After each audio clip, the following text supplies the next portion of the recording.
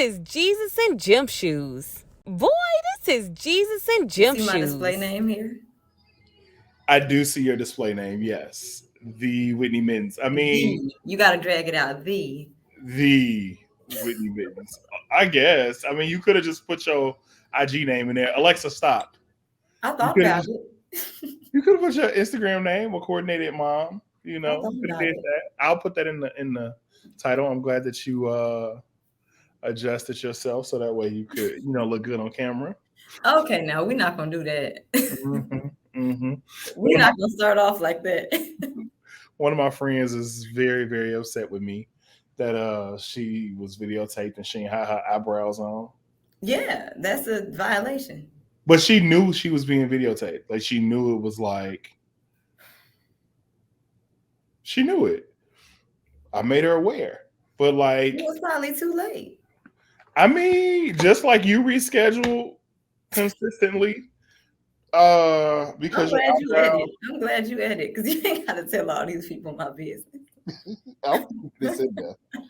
What if this was live? It can be. I can stream it out. That's all right. That's all right. I don't want to be that guinea pig. Why not? You're in the show. Everyone can see and hear you. You are. You're in the show. You are the show. It's everyone. Everybody, you are the show. Speaking of parenting, where Harlem? Oh. Oh, you ain't nothing. Mm-hmm. He is asleep. Praise be to God, who gives us the victory and then causes us to triumph. Amen. Yep, he is asleep. Very much asleep. And for the time being. So don't say his name too loud because he will bark. And he'll let you know that he's here. In the midst. I put my little wig on today at work. Do you know the number of white people that didn't speak to me? This is a blessing. I'm going to do this more often. You got to change wigs so that way they know. They just going to keep not knowing it's me. Yeah. Because the more you change your hair, that's the more they going to know it is not you. I learned today that someone was real nosy because they literally came in to figure out who it was in there. Yep. Not realizing that like you are your hair to them. You are not a face. Okay. That's not what India Ari said. She said, I am not my. No, I am not an India Ari stan. So yeah. You knew that song. It was a hit. Don't do that. And it had a remix. Way kind of it. Hit is debatable. Okay. Hit is debatable. A lot of people knew it. Yes. A lot of people knew it. Let me ask the internet if she won something for that. I don't think she got a Grammy or nothing. I don't know if she has any. She probably has a couple. It'd be wild if she didn't. Alicia, you got to remember she also came out when Alicia Keys was winning everything. So there's that. While I Googled, one of the first things that came up said India Ari Grammy snub. Oh dear. Yeah. So yeah. She had some things. She won a couple of things. She got hella nominations, but she did win a few things. I'm not a fan of hers ever since I went to that Stevie Wonder concert and she kept changing clothes. What to do with anything? I don't know, but it just made me uncomfortable. Like, was I there? I don't know. Was it in Chicago? Yeah, it was at the United Center. Yes, I was there. Okay. You saw she kept changing clothes. Yes. But okay, that's what they do. But it ain't her show. Well, it's not gonna bother Stevie. He don't know. You're rude. Now hold on now. I don't mean nothing by that. Because the way I feel about Stevie, everybody knows. Everybody knows. I am a stan. A big stan. A forever stan. I don't even think Stevie Wonder gonna die. He's going to leave us like Enoch did in the Bible. That's it. I tell my mama that all the time. I say he gonna be translated up. I say that. Welcome to another episode of Jesus in Gym Shoes, where we have unparalleled conversations about life skills in Jesus. I have a homie of mine, Whitney Mittens, the Whitney Mittens for some reason, aka a coordinated mom. Explain what a coordinated mom is. So, what it basically means is when it comes to my approach on parenthood is very intentional.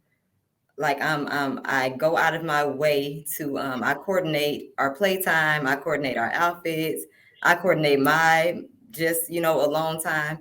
So I'm really intentional about the way I parent. It's something that I put together. And if you look up like the word coordinated, it means to bring things into harmony. So that's really what I try to do. Like I try to bring all aspects of my life, including parenting, into just, a nice harmonious flow. Opposite word is I try. It'd be a whole thing most of the time. I just be making it up as I go along. The outfits be looking good though, and so they do. So Whitney and her daughter are similar sizes and they match each other. Oh my God! Her daughter's 2, right? Indigo is 2. Why would you say that?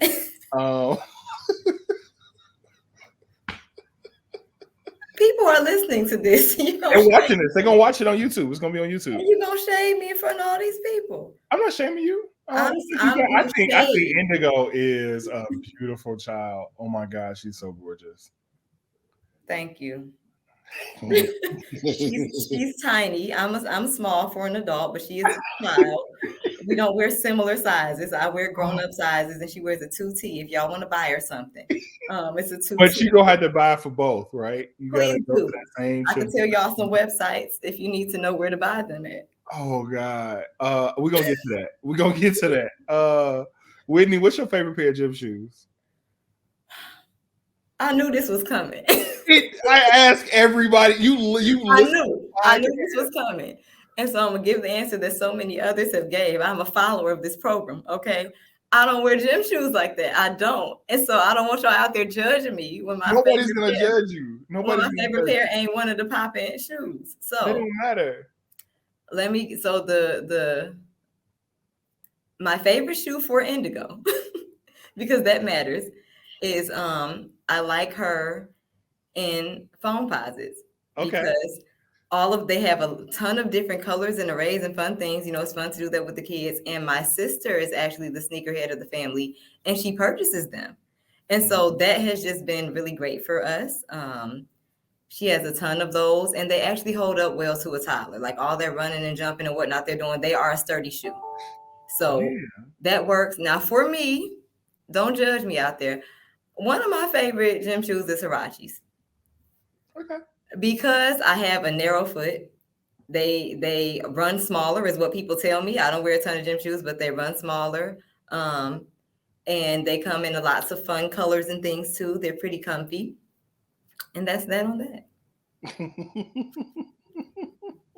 I have recently acquired, Indigo and myself, a pair of Jordan 12s.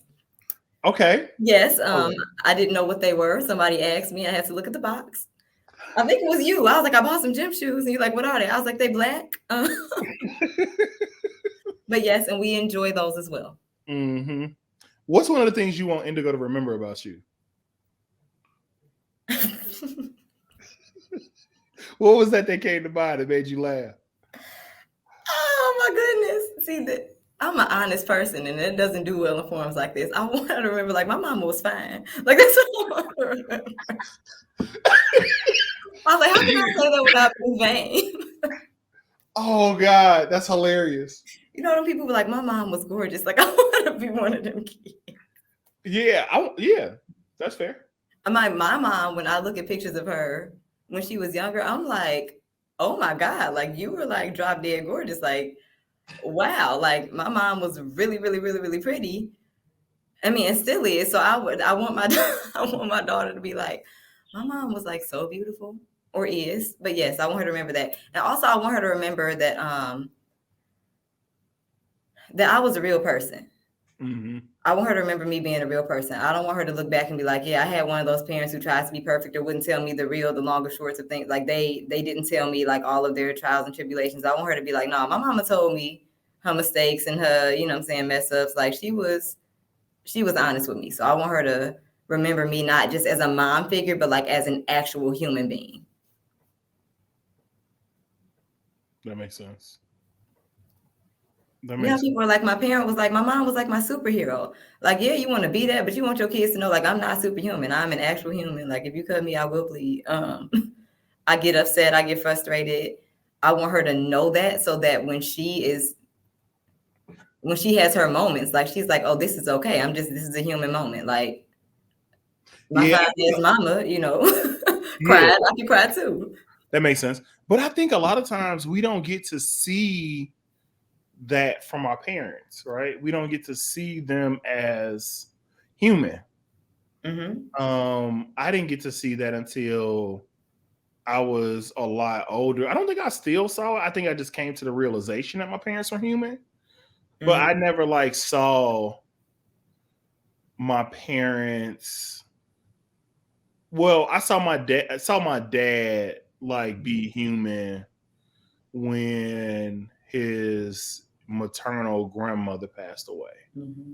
Like the woman that raised him. Like I saw my dad full on break down. Mm-hmm. I had to be a comforter in that situation. And it was so shocking when it happened, but I wasn't able to see him as human. Now my mama, I don't think I've ever like seen a human. I don't know if my mama is human. You need to have her on the show. Answer your first question. Yeah. Like, Ma, are you human? First, before we get going, what's your favorite gym shoe? Are you human? But no, that's a real thing. I think, like you said, though, people come into the realization that their parents are human when they get older. And I think, sadly enough, a lot of times that comes on the other end of resentment. People be in therapy talking about what all their parents did, and they be like, "Oh, but you know, they're just therapy. Figure it out." And it's like, human. and then you like 23 somewhere crying on somebody's couch when you just finally forgiving people for being human. It's like, had I caught that realization earlier. But I think our parents do try to, especially the generation, our parents are probably close in age, the generation they came from, it was very much the, I ain't one of your little friends, I'm not your equal. Like they very much had this whole, I have a different stature than you, and I have to present that way. Don't question me. So it's hard to see somebody as human when they don't present themselves as human. Like they're a lightweight deity. Like, I'm your mama. Yeah, like, exactly. That was your choice, man. Yeah, they don't like guide you through life as. Yeah, I think you hit the nail on the head. Nobody's ever like said it like that. They most definitely guide as a deity as opposed to a parent. But I don't know if is there a separation between the two? Now my philosophy, I'm gonna be honest, I think it's a little different. I'm still trying to figure it out, right? I might look up and she be 10 in a nightmare and I'm like, oh, that was not it. But what I think my dad was very, very big on like, I'm not your friend. And when my daughter was an infant, I always called her my baby friend. And I think when people think like I can't be friends with my kids, it's because our parents did not have a way to really articulate boundaries in the way that our generation does. Because you can be somebody's friend without meaning you can tell me inappropriate jokes or you're going to cuss in front of me. Like you have different boundaries for different friends. So you can be a friend to your child, but not in the same way they're a friend with somebody their age. Yeah. And so I think parents don't realize.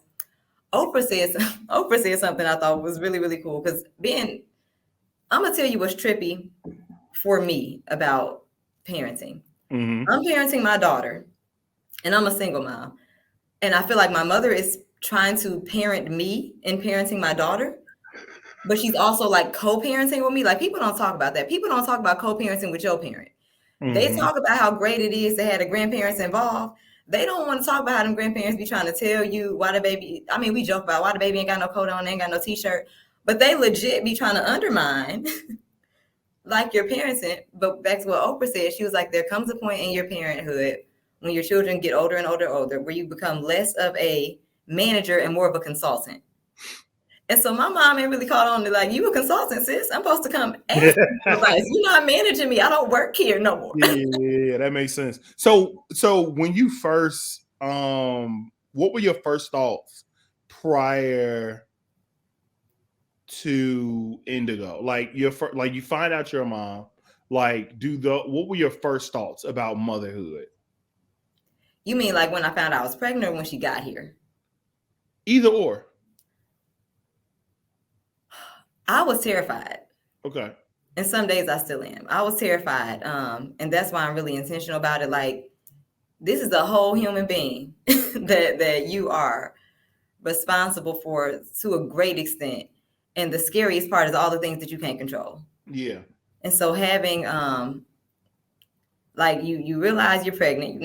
I had never been pregnant before. I don't know what's about to happen. I don't know what's gonna happen to me. Mm-hmm. And then I have the personality where I get to reading everything. Like the more educated I can be, the more I can know about something, the more in control I feel. Mm-hmm. So child, don't be a Black pregnant woman that gets to reading the stats. They're gonna tell you about to die, have hypertension, the doctors want to kill you, ain't nobody gonna listen to you. I was like, oh my God. So I was literally terrified. And so I started, and this is just the way I am in life. If something scares me, I try to learn everything I can learn about it and control everything I can. I must have started changing my diet. I don't even work out like that. I went and got a trainer. Yeah. I tried to do everything I could. And I learned that people talk about postpartum depression a lot, or people being depressed while they're pregnant. They don't talk about the anxiety. Yeah. And that's knocked me upside my head. I was super anxious pregnant person because I was trying to control a lot of things that at the end of the day I had to resolve with the fact that they were out of my control. What were your thoughts about motherhood prior? I've always wanted to be a mother. I've always felt like it is the most influential and important thing I could ever do. Mm-hmm. So I always wanted to be a mother. I always wanted a daughter. I wanted to be very well prepared, and I wasn't that. But like this motherhood, I always thought was like a super high honor. Like you get to be somebody's mama. Like God trusted you with a little person. Like it's a privilege. Yeah. Yeah. Do they line up with now? Those thoughts? Child, I don't know what's going on now. I'm like, is it honor? Is this a punishment? Privilege? Am I in trouble? What did I do? No, I'll be taking it one coordinated day at a time.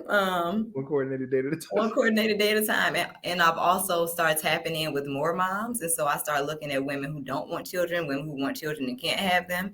And I'm like, well, do I really feel like, oh, you know, if God has given, you know, has privileged me or honored me with this, are there people that he's saying like, no, you don't get that honor? Like, is that how that works for people who want children and don't have them? So I don't even know that I look at it so much that way anymore, but I do realize that now that I'm in this seat, I take it seriously. So now I'm like, this is something that I have to be serious about, and I have to be intentional and go out of my way to do it well, but temper that with the fact that that's a whole person. She's not a mini me. We might dress like she's not a mini me. Mm-hmm.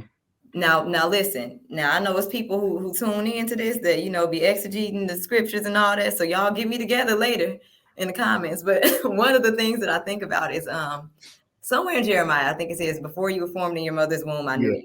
Mm-hmm. And so I kind of parent from that aspect of she was somebody before she came to me. Yeah. Like she is somebody. It's for me to learn who she is. Like, yes, God and mold your children, but they're already who they're supposed to be. Yeah. And so if I do this right, I will bring more of that out of her and not kill that. Because I think that happens to a lot of people. We get grown and realize your personality ain't even your personality. Yeah, your people kind of like mold you into, they kind of live through you. Mm-hmm. There was a pastor that I was listening to, I think it was Dr. Matthew Stevenson. He was just like, you know, a lot of times you grow up and people force things on you and you realize that you're living out the dream that somebody else couldn't achieve. Not they couldn't achieve.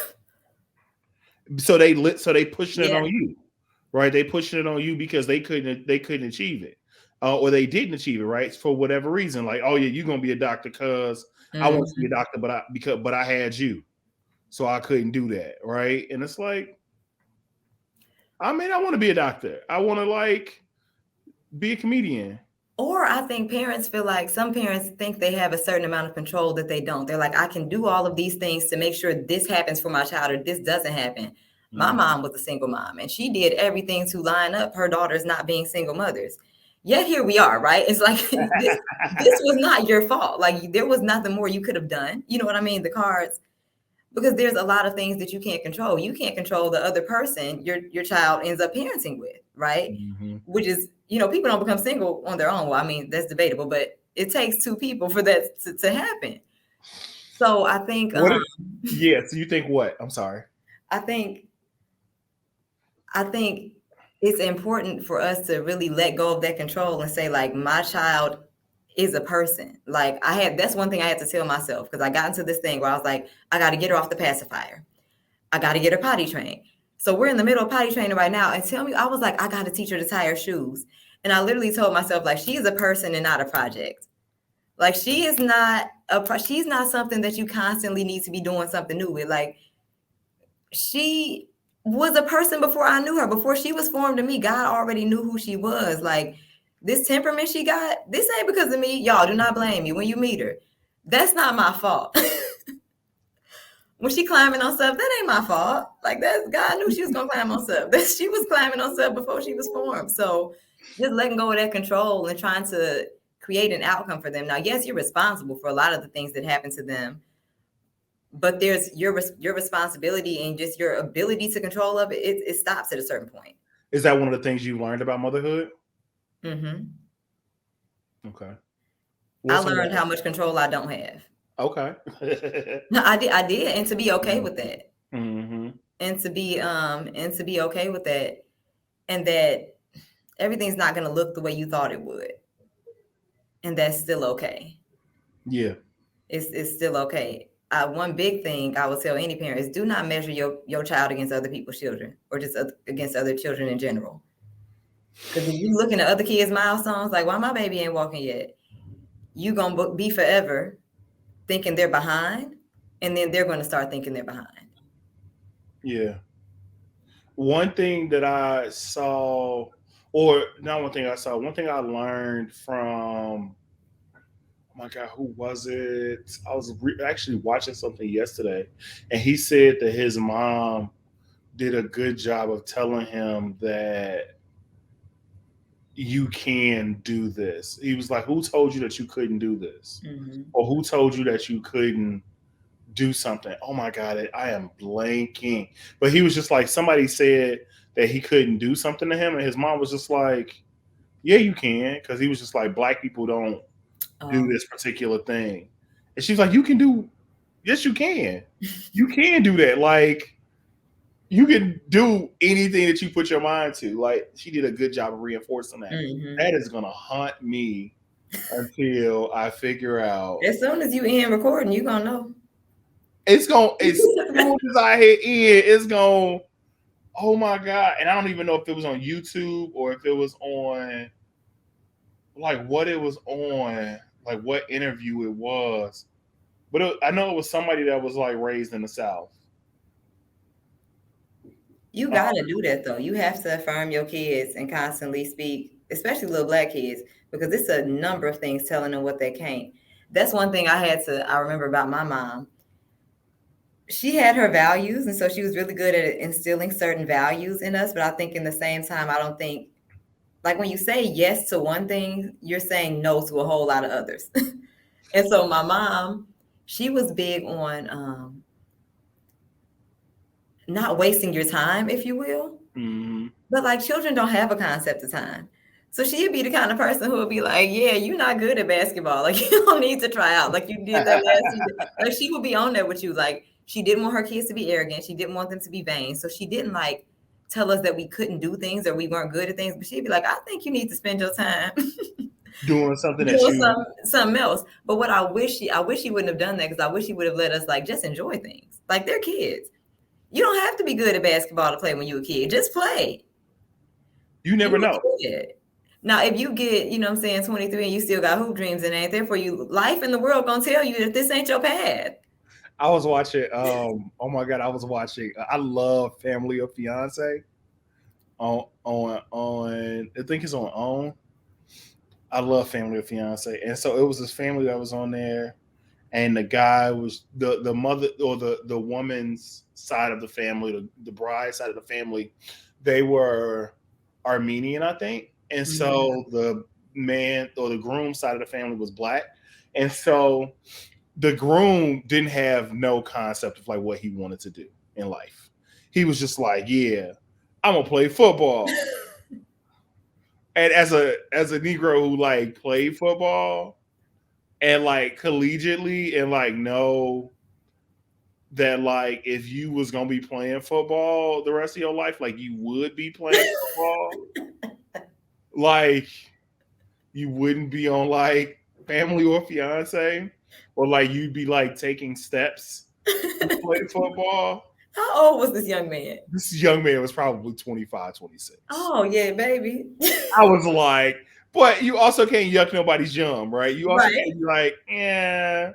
But I did think that like this is probably the only time that I'll probably think that, you know, somebody not necessarily give up their dreams, but like they should probably pivot. You know, you want to get married. I have my own beliefs on like you want to get married. There are certain things that you need to do as a man to, you know, kind of get yourself ready. But his dad was right along with him. His dad was like, yeah. They was like, yeah, what your son gonna do? He was like, my son gonna play football. And I'm like, are we missing some context? Was the man what is going on here? Did the man have some tryouts lined up? Was it something happening? I have no idea. That's all he said. He was like, yeah, I'm just gonna play football. That's what I'm gonna be doing. They asked me the 5-year plan. It wasn't no like, oh yeah, I'm doing this for me to play football. But I'm just like, bro, did you finish college? Like, what happened? But yeah, it was. So I digress. But I was saying to say that sometimes you gotta reel it in at a certain time. And him being of a big age, he needed to like reel it in, especially if you know, with him thinking that he was gonna marry somebody, you know, who required a certain lifestyle, if that makes sense. My mama been reeling since we was little. She was just like, listen, what you gonna do is you gonna go to church. You're gonna do something up in here. Now either you're gonna be in the children's choir, you're gonna be on this praise dance team, you're gonna usher, you're gonna do something. You're gonna get your gifts and talents. So that's the way your mom showed love to you, right?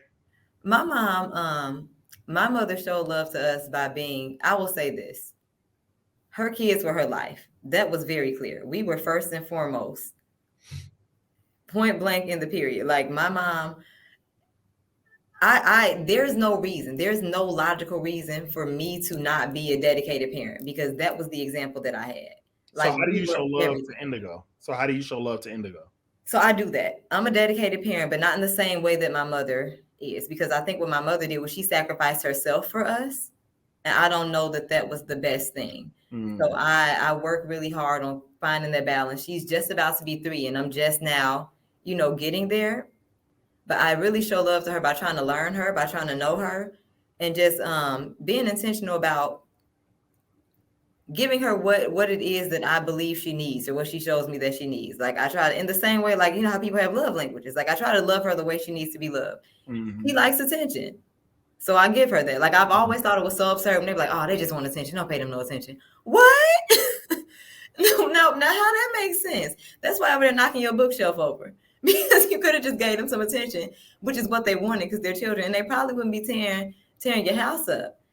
And like, Indigo, you know, Indigo likes attention, like you said. She does. If she was here right now, we could not conduct this interview. We could not do this podcast. She'll be in here. She'd be like, hi. And then she'd be saying hi to me. She'd see my picture and she'd be like, hi, mom. Hi, mom. She would be singing in the background. She'd be asking me, am I done? When she hears my voice talking to other people, she comes and gets in the mix. So I go out with her all the time. But I've also learned, and spending time with her to still do things I enjoy. Like, I like art, so we going to the museum. Like, that's. I took her to see the Obama portraits. Why? Because I wanted to see the Obama portraits. So come on downtown. Now we're going to stop in Millennium Park, down the way. We can go over to Maggie Daly, hit a slide. But I'm still going to do the things that I like to do. And I incorporate her when I can. But I also make sure I'm very intentional about having time to do the kid things the kids like to do. Like, for example, I like to dress up with her, but I don't put on stuff that I would just throw a fit if she got dirty. Like, let them kids live. That makes sense. People be putting kids in outfits better than mine and then be mad when they having a good time. And I'm like, that's what they're supposed to do. Why would you bring them to that birthday party in this whole Dior outfit and don't want them to get nothing on their shirt? You knew it was a pizza party when you read that invitation. You knew it was a pizza party when you threw the party. I'm getting ready to plan her birthday party. Her party's in January. And she likes to paint. So we're having like a paint and sippy cup, if you will. Yeah, okay. And so the invitation is going to say, I found this off Pinterest. This is not my idea, but it said dress for a mess. I'm letting these parents know, baby, it's going to be paint. We putting down a chart. Walmart, get you some $3 pants. Get them Garanimals and come on with it. Now, don't be hollering. I'm going to get them a smock. Everybody going to have them a little, you dig, but don't come in my face about they got paint on their sleeve. I don't know what to tell you. You should have known. You were warned ahead of time. How are you keeping yourself in shape to be a good parent? What kind of shape is It's up to you. You talking about physical shape? Because God has just blessed me. I don't do much. Oh my God. I'm one of God's favorites. How are you keeping yourself in shape? That's physical shape, emotional shape. I go to therapy. Okay. I go to therapy. I go down to the therapist. I try to go weekly, but she be having clients and other people. I don't know what the hell wrong with everybody else that they on her line. She done got me on every other week. I feel a way about it. I've been living on the edge, y'all. So don't try me till next Tuesday because it might be a thing. My therapist tried to send me down to once monthly. I was like, boy, if you don't get your big. Okay. Try it if you want to. See me on the boy, if you don't get your big. You gonna come back next month and I had no job. No, you hear me? But no, he's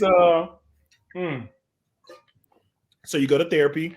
I do. I go to therapy, and I actually I had never consistently gone to therapy up until I became a parent because I had postpartum depression, and when I tell you I was in denial about it for so long, I was in denial for so long, and it was weird because it manifested itself in me being like trying to be like super mom. So not no one, because some people were, but from the outside looking in, if you didn't know me, you wouldn't have picked up that anything was wrong. You would have been like, oh my gosh, she's such a dedicated parent. Like, she is going to the farmer's market and buying organic food to puree her baby all the baby food because she doesn't want her to have anything out of the jar. It's like, babe, that was depression and anxiety. Like, and that's how your depression formed, by you trying to. Yes. So like I was really intent on breastfeeding for a lot of reasons, but it was really hard. So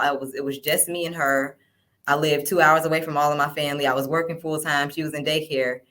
And I'm already a petite person, but at one point in time, because you're really supposed to up, your caloric intake and all that when you're breastfeeding. I was not doing any of that. I was probably eating less and still trying to feed this other person. When I realized like I was really in a bad place, I was down to like 96 pounds. Sheesh. She was sick. And that's another thing. Babies and their moms or their parents, they trade colds back and forth. Like when they start going to daycare, you picking up the daycare germs because you getting your immunity. Now I'm getting sick because you getting sick. So it's this thing. And I went to a doctor because we were both sick. Took her to her pediatrician appointment, dropped her off at daycare. I went to the doctor and I stepped, they start with you getting on the scale. And they, recording, they're like, okay, 96 pounds, you want to step over here? And I was like, I'm sorry, wait, man, wait. We not going to fly past that. And that's when I was like, you're not okay. And I think I had to physically see it to be like, you're not okay. And it may sound dramatic, but I was literally telling myself, like, you're going to kill yourself. Like, you're going to die if you continue on this role that you're on. Like, you need help. You cannot do it by yourself. You need to stop trying. Like, you're drowning. And so that's when I found a postpartum therapist. So that was what she specialized in. And so I started there. Now I have a regular, you know, Black woman therapist, but I started there and started unpacking some things there. I moved back to my hometown. So I found a, you know, a job in the same field in higher ed back in my hometown, got closer to family. So I had more support. I wasn't doing everything by myself on my own. But that's another way I kind of keep in shape, taking those breaks. Like, I'm not great at it. I still don't take nearly as many as I need to. But you cannot be with your child 24/7. Like, it's not okay. It don't work. You're not going to be good for you, and you're not going to be good for them. Yeah, I agree with that wholeheartedly. I think that a lot of parents don't actually realize that. I'm not a parent, but like, you know, my mom. And the fact that you think that is why Harlem is dealing with what he's dealing with now. The fact that I can't be around him all the time? No, the fact that you think you're not a parent. Oh, baby. I mean, like, as in an actual, like... No, I know what you mean. I ain't made no kids yet. I bought him. People buy kids. They do buy kids. I'm not Angelina, bro. Like... No, I'm sorry. Yeah, sorry, Angelina, if you listen to this. Send it to some of your rich friends. Tell them to pay me. Not a shameless plug. To Angelina Jolie. Tell Brad to put me in a movie. I probably could act. Are they on good terms? I mean, she probably could still controls him. You know how it goes. Here you go. What was you saying? Because you... I don't remember. Now the ADHD kicking in, because I can tell you. No, you were saying that more parents don't realize they need a break, and you said I'm not a parent. Yeah. But... Oh yeah, that's what I was going. That's where I was going. Thank you for that. You're so great. I don't think a lot of parents realize that they need a break. And so I think that's why I wanted to do this, to talk about just some of the things that parents do, or for parents to hear other parents and be like, yo, you going through some stuff that, like, I went through, or that I may be going through. And, like, yo, there's hope at the end of the tunnel. At the end of the tunnel, like, we overcome by the words of our testimony, right? And I think that the life skill here is that, like, postpartum depression is real, or that, like, children are real people, and, like, yeah, your kid may be totally different from you, and that's okay. I will say that I think I can speak for moms. I've never been a dad, and I can't. But moms, I think a lot of mothers realize they need the break, but if you don't have the right support, some mothers don't even want to say it. Some mothers don't want to say it because some people around them may not be kind to them, being like you need a break. Like, it was like a Facebook like meme or something circulating just recently. It was like, growing up, I never not once heard my mama say she needed a break from us. And I was like, first off, because she wasn't gonna say that to you, but I'm sure she said it to other people. Secondly, you was probably with your grandma all the damn time. And that's the break. But, like, I think some people know they need it, but they don't know how to ask for it. They don't know who's to ask. And I will say, it's hard out here trying to keep your kids safe. And people be having a very limited, you know what I'm saying, select group of people that they can leave their child with to have that moment. Like, because you carry that with you when you make one wrong move or one mistake and something happens to your child. And you're like, had I not left them over there, or had I come back an hour earlier? No one wants to kind of to deal with what happens when you're not around. So I think a lot of people, they know they need the break. They may not be in a place where they know how to articulate it or feel comfortable articulating it, or have people who are going to step in and say, I'm here. And that's when people be like, it takes a village to raise a child. It takes a village to support a parent too. Like, it ain't just... And that's why I'm grateful. I have a really strong support system. If they listen to this, they're going to be like, but sis, you still ain't dropped her off. But I can give you a number of friends who are like, let me, and they not just saying it, they mean it. One of my homegirls literally sent me a screenshot, and she was like, this where you going?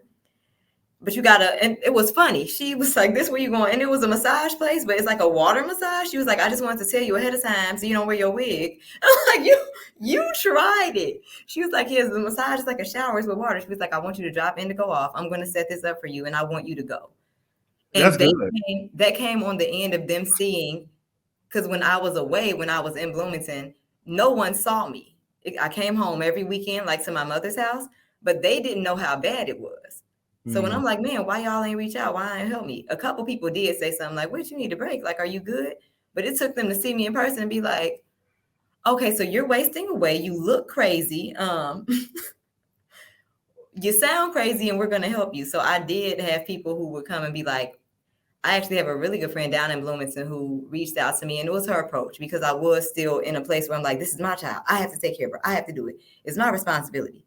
I laid down. I had a baby. And, you hear those messages. I'm like, it's me. And I think she understood that. And she was like, hey, if you allow me, I would like to come over. And I'd like to, give you a break. And what she asked me, could she do, was like, can I help you clean up? Can I help you? It wasn't, can I take the baby? Because I know a mom who told me this. She was like, when people tell me that they want to give me a break when I have an infant, I actually don't want a break from my baby. I'm just not bonding. They're new. I'm trying to spend time with them. I want a break from washing all these bottle parts. I want a break from sorting through all these laundry and matching up these tiny socks. I want a break from, and I don't think people realize, like, rest and self-care is different for everybody. So if you want to help a parent, like, you need to ask them how they need to be helped. What they need for rest might be staying the hell at home. They just might need you to come get them kids up out of there. They might not want to go out for wine. They may not want to go get their nails done. They might want to sit at home and watch their favorite show without somebody asking them for juice. They might just want to sit on the toilet. That too. I stay having somebody in the bathroom with me. I'm like, come on now. She be sitting on her little potty on the iPad while I'm taking a whole shower. Key, into Coco Melon. I don't want to hear that. Coco Melon. I like Coco Melon. It's so cute. Coco Melon, weak as hell. Them songs are terrible. We're on the bus. It don't even be rhyming. They just be saying anything. Hey, don't say that, because it's going on YouTube, G. I ain't trying to get flagged. Don't do that. But this is the thing. Kids pick up on stuff like that. So if Indigo hurts herself, there's a Coco Melon song about having. So if she comes to tell me, she's like, mommy, yes, Indigo, I hurt my elbow. How, Indigo? Like, now I have to go through this whole script with you of this song, because that's how you learn to tell somebody you got to boo. Ain't nobody about to do all that all the time. But hey, at least but if that wasn't there, how would you communicate with her, right? Ouch, Mom. I hurt my arm. Oh, word. Like, why we can't do that?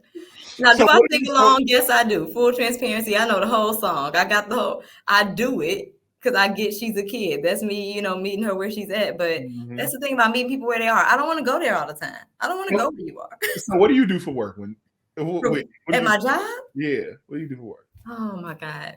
My name is Whitney Mittens. I am the Assistant Director of Student Engagement at Kankakee Community College.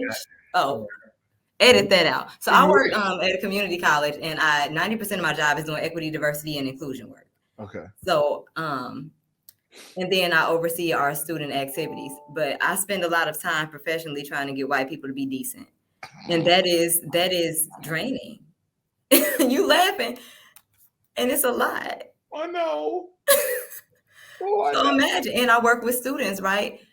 And then they be sending me down my rabbit hole. Somebody came in, they was talking about swimming. I said, I didn't know how to swim.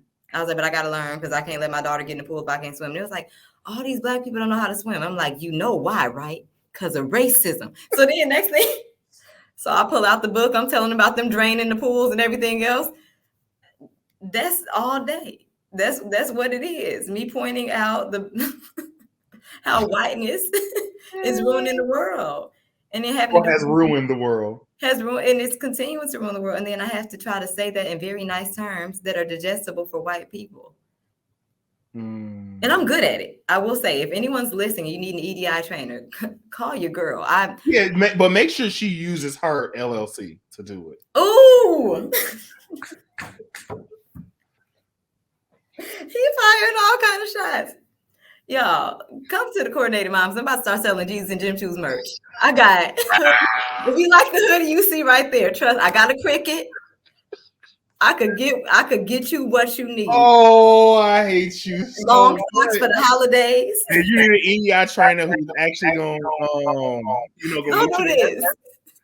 actually get you to work. I know how to subcontract out and get it to you ASAP. I can just pay Whitney pennies. Work. Higher ed does not pay well for everybody listening, and this young man here be dragging Neither me. does our contracts, clearly. He be dragging me because people don't want to pay me my worth. I know No, my worth. They no, just no. It's not that people. No, you don't be accepting your worth. You don't be accepting your worth. That's what it is. You know what? People will pay. People will pay. I'm gonna if loop you this make back them around pay. to my mama. I'm gonna be perfectly honest with you, and this is another parenting thing. This is something I struggle with, and it's so crazy. It came from growing up in the church. I struggle with charging people from things. We were big on volunteering and doing things and whatever for family.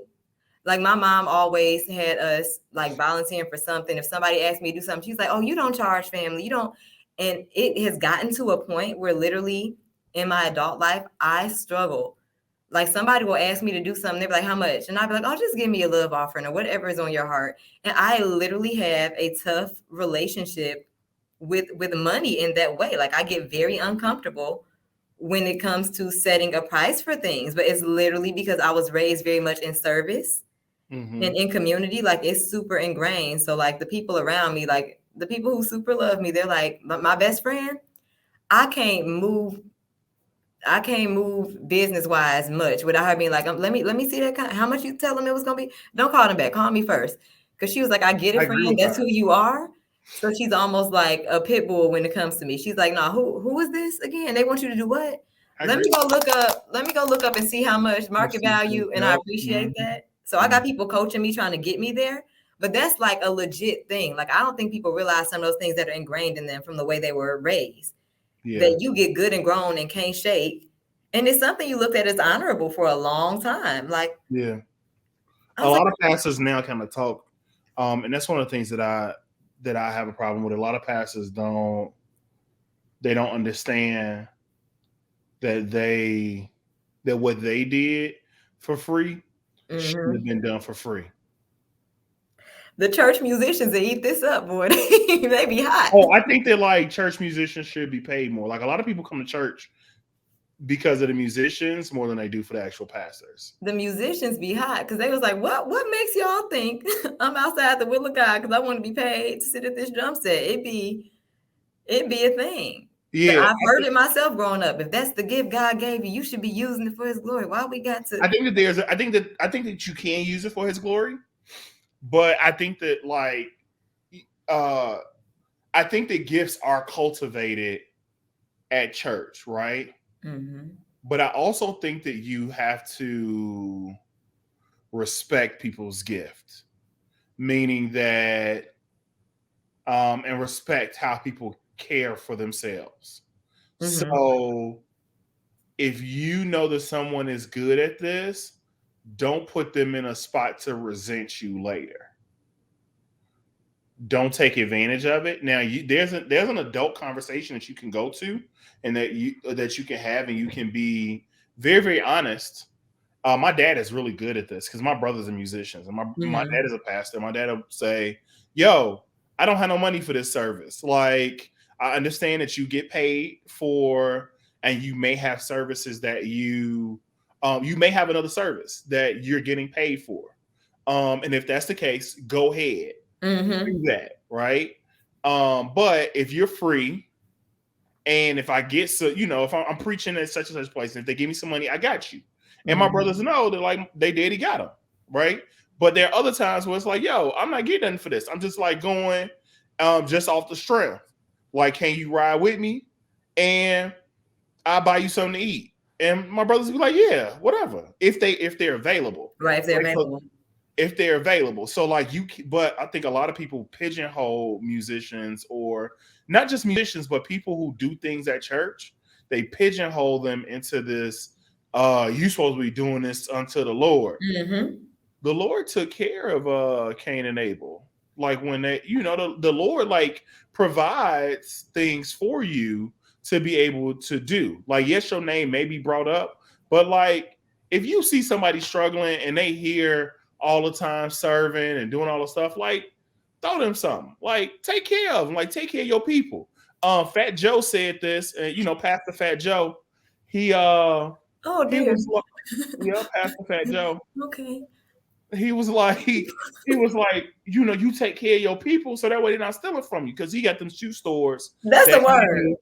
that handle all them high-end shoes. And he was like, yeah, I bought everybody Rolexes. And he was like, I make sure folks is eating. So that way they don't want to leave. And then also they don't want to steal from you either. So you take care of your people. And if you take care of your people, whatever way it is they want to be taken care of now, Rolex. I mean, I want a Rolex. But that ain't gonna necessarily that's not like my end all be all right now. I'll buy myself a Rolex at some point.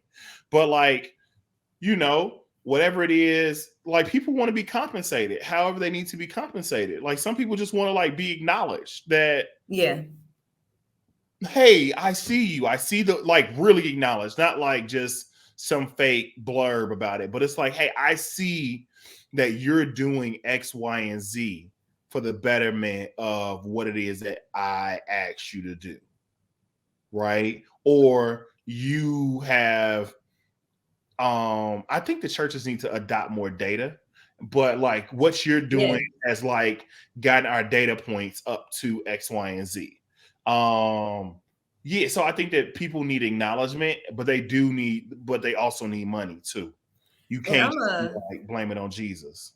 I try to be a really community-minded person, and so that trips me up sometimes. But what I realize is when you're community-minded and you're not working in community, then you have to start putting a price on things, because there's some situations where I'm dealing with people where you good, you know what I'm saying, but I know that they have something, like the barter system. Like I know when come time, if you need me to come over here to your whatever and do whatever, and you make balloons, when my baby birthday come up, I'm not gonna be asking for balloons like you got me. But not everybody operates, you know what I'm saying, in that. And so in doing EDI work, what I've learned is at a community college at this level, the community will tap on you. Like I've been reached out to by like the theater association in my community, the realtors association, like all these people want trainings and they feel like, oh, you are a community resource. No, sweetheart, I'm an independent contractor, and here is my fee. But I had to bump my head a couple of times, you know what I'm saying, with being pimped out a little bit before I was like, and what got me was when I realized these people were charging people to come to my training, and I was walking away empty-handed. And I'm like, now what part of the game is that? So, but when you slap community or church on things, people start feeling like this person's just here, you know what I'm saying, for me to use. And I'm a resource in a certain way. But my sister always says this. She was like, I'm either working or I'm volunteering. And when I'm volunteering, I'm not working. And when I'm working, I'm not volunteering. Like they don't cross over. Nope. So when you ask me to do something, I'm going to let you know whether I'm going to need to be paid or whether I'm donating my time. And so that's really how I've been going into things since then, especially with outside of my job. With like, if people approach me, I ask, do you have a budget? I start right there. Yeah. Now, I remember one time I had told you, to use the line, do you have a budget? And you used it all out of context for something completely different. But I don't remember, but friends and fans, that is, I just ask people, do you have a budget? And if they don't, I decide whether or not I'm willing to steal. It might be a worthy cause. Like the theater association, I got a couple of students that are theater kids. They have come to me and been like, Whitney, it's real white. Every production is white. Every whatever is white. They don't have a big budget to pay me to do some training, but it's because of the pandemic. All their shows got shut down. So I'm willing to work with you and work something out. This is going to impact kids I know, right? I want to do this. I was a theater kid at a point. I get it. I grew up in this very much Black town with some very white institutions. So I want to do this over here, but also I'm not about to be spending, all kinds of seminars and hours of time with you either, because my work is worth something. So I'm definitely willing to donate my time and my, my knowledge in that way. But yeah, I had to learn that some of that stuff that I got growing up about, giving up your time and it's unto the Lord. Yes, it is. But he don't want me to be broke out here. He done gave me this whole little child he entrusted me with. And the daycare prices are astronomical. Yep. I mean, and then prosperity pastors be saying that God don't want you to, he don't want you to be broke. He didn't make you to be broke. He did not. He did not make you to be broke. That's what they be saying. Was fearfully and wonderfully made. You was fearfully and wonderfully made in his image. And God's image ain't broken. So you ain't no broken vessel. Broken. Like you aren't, like his image isn't tattered. So your image can't be tattered. If I was tried in the fire and came out gold, how you gonna gold and broke? Exactly. You can't have an empty Dior. You gotta have something inside of your Louis Vuitton bag. I'm not doing this with you. That's how them pastors was during the pandemic when they was preaching from their table. When I get to heaven and I get questioned about this theology, I was on this podcast. God knows I'm playing. He knows I'm playing. I'm playing. Why was you sitting up there playing with that man? Oh my God, it was this one pastor that I saw. Lord Jesus, so you what? I despise Julie. A multitude of reasons, but it is what it is. He was at his counter. He was at like his kitchen counter. I promise it looked like he was like flipping eggs behind him or something, but he was like doing Sunday service from like his house. And he was just like he was preaching and he was trying to like, I think his shoulders was his amen corner instead of his people. It was awful. It was awful to watch. Now the Negro can preach. The Negro can preach like under any other circumstances. Yeah, I mean, like when I say preach, I mean he can he sounds good. Okay. He sounds good. His theology, I don't agree with everybody's everything, right? That's why you research it. But like the nigga can preach. He gonna can preach. He gonna give you a good hoop, good holler. He can sing, all that stuff. But yeah, when he was doing it though, his shoulders was just like this, and he was just in there. I can't take stuff like that seriously. I couldn't. I had to turn it off instantly. I had to turn it off. I have a walkout spirit. Like when I come to church, I sit in the back because I will leave anything, wedding, funeral. I will walk out. I cannot do it. I was at a church one time. Father God. I was at a church with the musician. I came with the musician. And I was there. It was my first time going to this church. And I was like, oh no, all of this is bad and wrong. And I had on a jacket. And I started, how you close your jacket up? I was like, I don't know what spirits is in here. I don't know if they can get through my jacket. Like, let me close this up. I walked smooth up to that organ. I was like, can I get your keys? And I sat in the car because I'm not gonna do that. And I don't have it in me to sit through foolishness. I just cannot. I done logged off during the panoramic. I said, I'm about to mess around and lose my religion because I done just closed my laptop so many times. Like, I'm not able. Yeah. I'm not able to do this. And there were so many people. And this is the thing. Everyone knows what they know. You don't know what you don't know. Study to show thyself approved, all that good stuff. When all the social unrest was going on, that blew me because there were a lot of pastors getting out of their lane, trying to preach to that. And we're giving a lot of misinformation and just saying things that were really off the wall. So as some person who does this work, I was really blue. Yeah, so I think that there's a good book. Oh, I thought you was looking over there because you heard your dog wake up. Oh, you are. I heard a kid look. Oh God. So Dr. Eric Mason did an anthology, Urban Apologetics. It's a really good book. Shout out to Dr. Mason. Who's a dope cat. I really can't wait till he's on Jesus and Gym Shoes. So we can talk through this.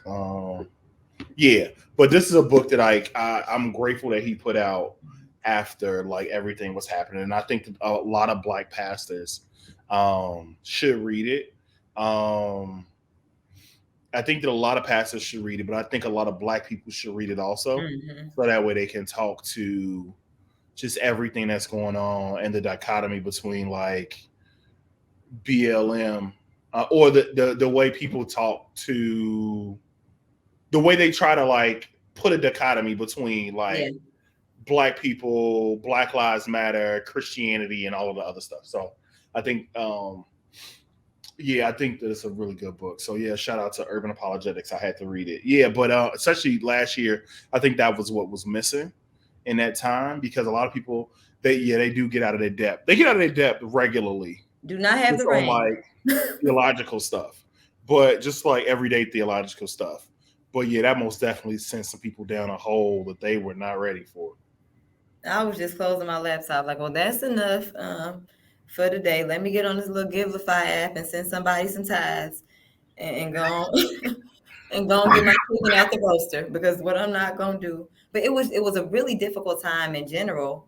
And listen, any parents listen to this, you should add immediately to your resume, if it's not on there, parenting during the pandemic. Put that on there, because that was a feat. That is a very special skill set, especially if you was working from home and them kids was at home with you. Everybody can't do that. Everybody can't do that. My job, when I say the inclusion was real, like I literally had people coming up to me. I think there were 2 women specifically. One sent me an email, and one came to me when we finally got back on campus and was like, thank you as a working mom for some of the things that you did. She was like, I remember being in a meeting and I was so stressed out, and I got my kids in this room and I done closed the door and I'm trying to give them snacks and I don't want them to come out. She was like, and then I log on and you right here with your daughter next to you in a high chair feeding her oatmeal in this meeting. And I was like, because I'm not working from home. Y'all done asked me to bring work into my home. And she has to eat, and it's 10 o'clock. If you're going to have a 10 o'clock meeting, you have to understand it's breakfast time, and you knew that. Yeah. And so they were saying that, like, you setting that example really turned the tide, you know what I'm saying, for a lot of things. And a lot of us felt more comfortable. So, and I'm like, yeah, of course, let the Black woman be the sacrificial lamb. It's like, if they absolutely, don't I was just thinking that. Bro. If you don't fire her black behind, I could probably do it. Bro, they'll throw me out to the wolves. Not just like Black woman, but Black man. They'll throw me out to the wolves, like just for simple stuff. Just like ask the question, like you were supposed to get a bonus, you didn't get it. Ask where it went. Like ask what happened. I need you to come. Why am I asking it? Like, oh, Donald, thank you for asking. Like, that's your money. I'm not asking about yours. I'm asking about mine. Like, I don't care about yours. You ask somebody about my money when we get off of here, because I call you. Yeah. Girl, I was telling them, I was like, ma'am, I'm gonna be my lawyer. This ain't about you. This is about me. But yeah, I had to tell her that. I was like, I'm glad that you benefited from that. I was like, but I hope you feel empowered, you know what I'm saying, moving forward to do that for yourself. Like, y'all not about to have me trying to put what was she? She had just turned 1 when we started working from home. You're not about to ask me to work from home with a 1-year-old. And I will tell you how crazy my job was. At one point in time, they said I found out this later, they were in talks at the executive level of making parents prove that they had childcare in order to work from home. And then someone was like, yeah, no, we can't do that. And they were mentioning like, well, the daycares are actually closed. Like the kids can't even go to school. Like, I don't understand why you thought that would make sense. But the fact that someone brought that to the table shows just how out of touch. You know what I mean? People are, and they did have these people spooked trying to, you know what I'm saying? Like I said, keep their kids, like, we're in a shared space. This is our home. This is a toddler. She gonna walk in here. She gonna walk in here, and y'all better wave. Y'all better speak. I'm grateful I didn't have to deal with that. I just had to deal with this dog when I got him for Christmas last year. Oh, I've been a parent for a year. Lord Jesus. They used to be a puppy, and now that is a full grown man. He's a grown Harlem Maxwell Grayson is a grown man. You hear me? HMG is. I'm about to get him his own Montclair jacket. Oh yes. For the winter. Is it gonna match yours? It might. I might be a coordinated dog dad. You listen. I'm here for it. Mm-hmm. That's it. They come. I think they come in his size, but I'm not too sure. They do have them at Target. I'm gonna just throw that out there. I'm gonna see if they got. They did last Christmas. They had grown up and doggy jackets. So I am in that. I'll tell you about that offline. Oh, in the Target. Yeah, I'll tell you about that offline. I don't like anything about Target. Yeah, I like everything about Target. You hear me? I stay in there. I'm going today after work. I don't even need nothing, just to peruse. I'm going at it soon. See what they got. You got a candle, a bottle of wine. Oh God, here you go. Well, that's been another episode of Jesus in Gym Shoes, where we have unparalleled conversations about life skills in Jesus. In Jesus' name. How can people follow you on Instagram? Do you want them to follow you on Instagram? You may follow me if you like on Instagram. I'm gonna tell you what you're gonna find on there. Every now and again, I'm gonna post a picture. It's gonna be me and my daughter in matching outfits. If you don't like seeing people and their kids, don't come over there. I be in my stories verbally processing, talking about whatever the hell going on in my day. If you're not interested, you don't want to come over there. But at the coordinated mom, the with 2 E's, like right here, coordinated mom, just how it's spelled. I'd love to have you. And again, I wear a smaller and extra small. My daughter wears a 2T. I'm a 7.5 in gym shoes in women, whatever that translates to in the little boys. She's like a toddler's 8. If y'all want to give us some matching things to be featured on our Instagram. Do you have a website, The Coordinated Mom? Is that a website? I own the domain name. It's being built right now. I was trying to do it myself and I realized I didn't know what the hell I was doing. So somebody get me together over there. Okay, yeah. So I think that'll be a way. It's gonna launch. For people to like donate stuff to y'all. Or be like, I bought you this. I bought you this. And I would love it. Yeah, that would be dope. I'm a Leo. I love a gift. Thank you for I celebrate Christmas and Kwanzaa because why stop giving me things? Thank you for listening to Jesus in Gym Shoes. Make sure you like, comment, and subscribe. You can find us on YouTube at Jesus in Gym Shoes. You can find us on Instagram at @this_is_Jesus in Gym Shoes. On all of your streaming platforms. And remember, boy, this is Jesus in Gym Shoes. And come to thecoordinatedmom.com soon for Jesus in Gym Shoes merch.